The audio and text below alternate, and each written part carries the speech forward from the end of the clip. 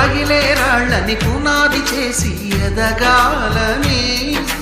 తరిమే వాళ్ళని హితులుగా తలచి ముందుకెళ్ళాలని,